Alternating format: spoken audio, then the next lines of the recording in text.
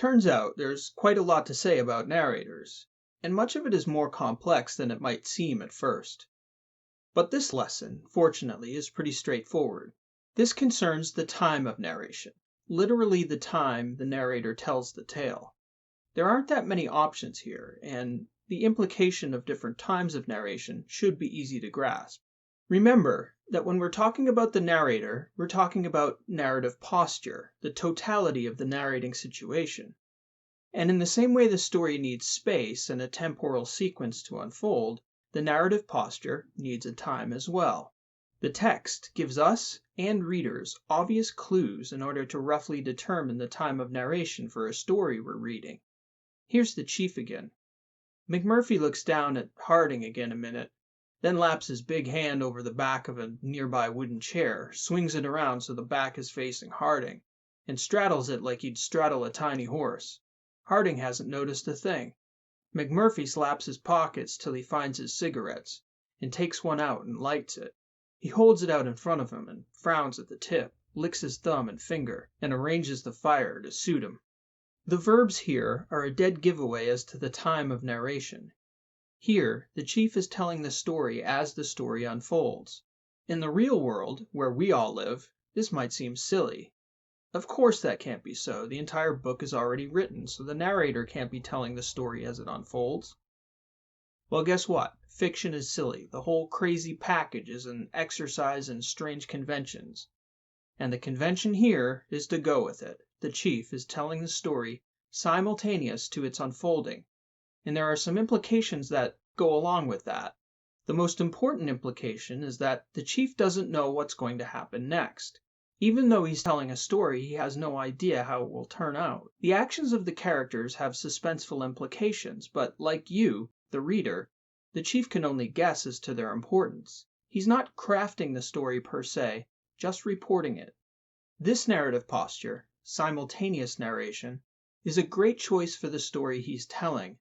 McMurphy in this story plays the role of the stranger. That first paragraph of the chief from the last lesson is enough to give you a flavor of just how regular and stable that social hierarchy was before McMurphy arrived. So regular that the chief knows the sound of the big nurse's keystroke, and she turns them with confidence in the stability of her unit, right up until the moment McMurphy arrives. He wastes no time putting her on the back foot and challenging her dominance over the ward. The stranger changes the equilibrium in the social hierarchy, and McMurphy plays this role to perfection, pushing Nurse Ratched, testing her boundaries, struggling to make her weaker in the eyes of the other patients, and engaging in a power struggle that shakes the entire hierarchy. McMurphy also happens to be a wild card. He's imprudent, vulgar, spontaneous, and quite funny. So Chief is surprised too, right along with the reader. This convention helps to provide an extra bit of suspense in the air. You never know what McMurphy is going to do next, and that makes you want to stick around to find out. A tale told simultaneous to its happening lends an extra air of immediacy to it, or so it would seem. We'll come back to this point in a bit. Simultaneous narration isn't rare, but it's certainly not the default narrative time. Prior narration is rare, and probably for good reason. Prior narration is exactly what it sounds like, a tale narrated prior to the events occurring. Your narrator here needs to be a prophet of sorts. To wit, as soon as Kara and Jason settle down for work next Tuesday, her father will call, interrupting that first glass of wine with an intrusion into her life she didn't ask for. Kara will be shocked to hear his voice after all this time. He'll say his daughter's name in a breathy, desperate way, that she never heard from him when they used to speak, holding on to the at the end of her name, as though he doesn't want to have to tell her what he's calling to tell her. Kara will hear enough anguish in his voice to almost feel pity. Almost. It'll almost be enough to make her forget, for just a moment, the years of excommunication. He will pause, say it, pause, and then say, "I just thought you should know." That's prior narration. It's not very common for obvious reasons. It requires a bit of a gimmicky narrative posture that isn't necessarily great for building character, and even in that brief paragraph there, I've made a couple moves just to keep it from feeling overly clunky, like using contractions and progressive verbals to keep the helping verb will from becoming overly repetitive in the text. To sustain this form of narration over the course of a novel would certainly be a challenge. You'd really have to think of what literary effect you'd be trying to achieve to adopt this posture over a long story, but it bears mentioning, because it has been done successfully in shorter stints. Eventually someone will find a way to make this work in a way that blows everyone's socks off, and then every wannabe big-time writer will be copycatting novels with prior narration. Anyway, fortune teller narration. Play around with it, see where it takes you. It might be worth pausing here to note the cues that inform the reader of the narrative posture of that paragraph of prior narration. There's the tense of the verbs, which inform the reader that the story is going to unfold sometime after the telling. Will call, will be shocked, heal, etc. Then there's the adverbial phrase next Tuesday. This tells the reader these events are going to happen next week, on Tuesday. This may seem almost too obvious to point out, but it does highlight the utility of emphasizing narrative posture instead of first person or third person, or that your narrator is a past tense, present tense, or future tense narrator. Remember that these grammatical conventions are secondary effects to taking up a particular narrative posture. In relation to the example story above, the narrator would seem to be a non-character narrator, some godlike omniscient figure, telling the story about a week before it really happens. The grammatical features in the text just follow naturally from the circumstance of the narrative posture. If you get the narrative posture correct when you're writing, you hardly ever have to think about tense, person, or grammar at all. I mean, we're all perfectly capable of talking about things that will happen next Tuesday, right? You simply have to take up that narrative posture in the past, and off you go. Okay, so enough with the weird fortune cookie narration, Ro. Let's get to something useful, the main event. Subsequent narration is by far the most conventional narrative time. The story is told when all the events have concluded. Everything is known. When someone narrates events already concluded, it gives the sense that they know, that they were either there or have some business reporting the events they're relating. Here's another passage from A River Runs Through It, where Norman and his father are on the shore watching Norman's brother Paul struggle to cross the river. My father and I sat on the bank and laughed at each other. It never occurred to either of us to hurry to the shore in case he needed help with a rod in his right hand and a basket loaded with fish on his right shoulder. In our family it was no great thing for a fisherman to swim a river with matches in his hair. We laughed at each other because we knew he was getting damn good and wet, and we lived in him, and were swept over the rocks with him, and held his rod high in one of our hands. That's the narrator in Norman Maclean's novella A River Runs Through It. Ostensibly this is Norman Maclean himself, though the character narrator never names himself, and people in the story usually refer to him as Paul's brother. The exact time of narration isn't known, but early in the story the narrator tells us that the events he's describing are in 1937. So the reader gets the sense that all of this happened long ago. In the final few paragraphs, the narrator states, "Now nearly all those I loved and did not understand when I was young are dead, but I still reach out to them." It confirms the sense that this is old Norman reaching back into his past to write about a time he didn't understand as he was experiencing it. He's had a lot of time to reflect, and does it ever show in the prose?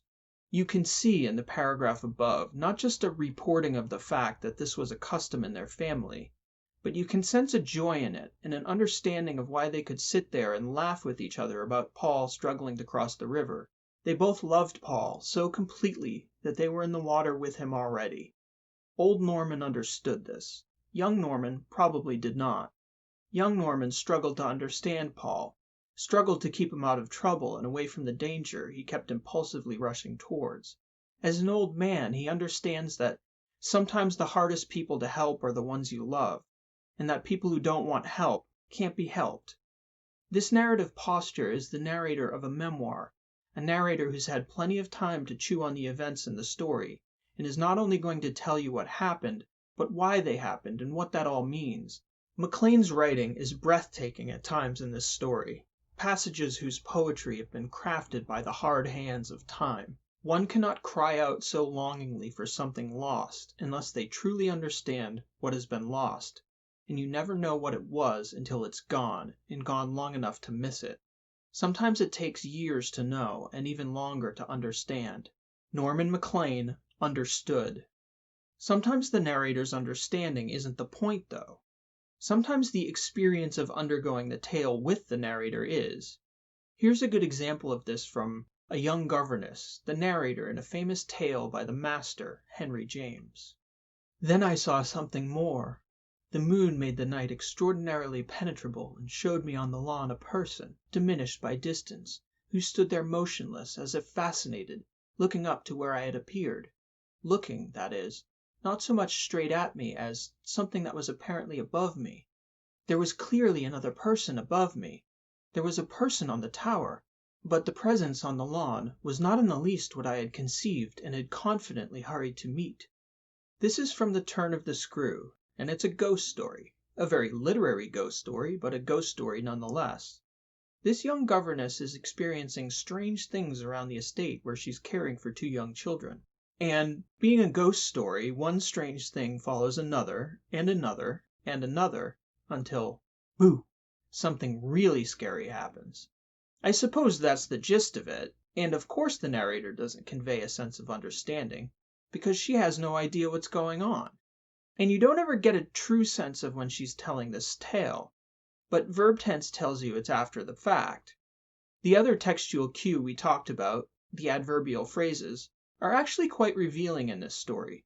They appear frequently, especially at the start of chapters. The reader gets adverbial phrases like the next day, after lessons, in the evening, walking to church one Sunday morning, etc. These occur so frequently that the reader never loses a sense of the progression of time. The narrator never seems to have the time to chew on what's been told. Instead, she's at it again, relating the next strange occurrence. And there's enough happening in the scene that the story gives the impression the reader is undergoing this experience with the narrator, just as in the passage above. You get an adverbial then, and even though all the verbs cue the reader to understand that this little scene unfolded in the narrator's past, it surely doesn't seem like the distant past. She describes being surprised by the presence of the person on the lawn, almost with the same surprise she might have experienced in the moment.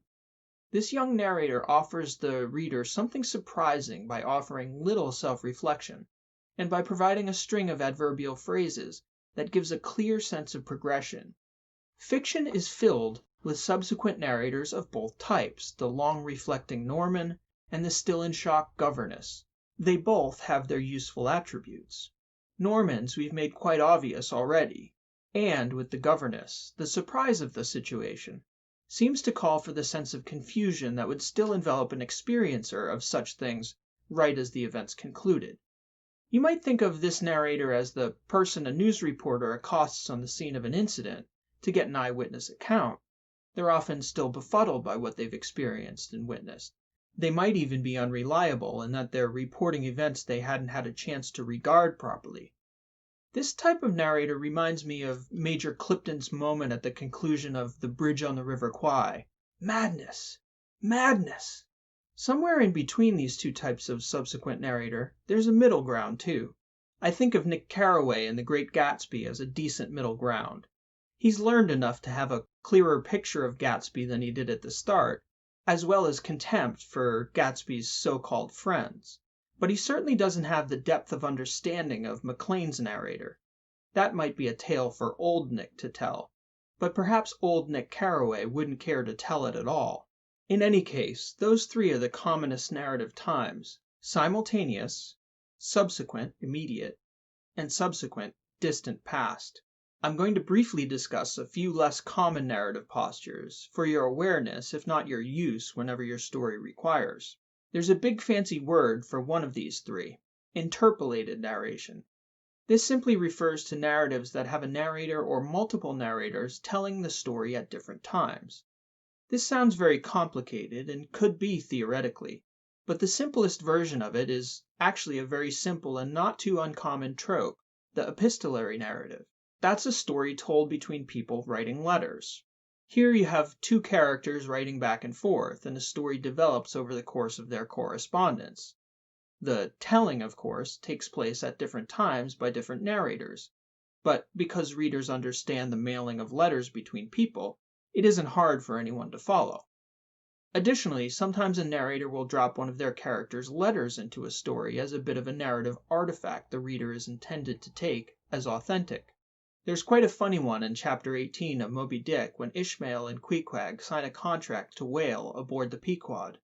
Because the ship owners misunderstand his name, and because he can't write, they miswrite his name and Queequeg makes his mark, sneaking into the narrative for the slightest of moments, which in the text appears. It stood something like this: Quahog, his, plus Mark. I've also read a short story that was written as a series of texts between two co-workers having an affair at the office, which was quite engrossing. All this, when multiple narrators jump in and narrate at different times, that's interpolated narration. Similarly, a fictional journal would contain entries from the same character on different days, ostensibly making the time of narration interpolated as well. So if you like journaling, why not try writing an entry or two for your character? Knock yourself out.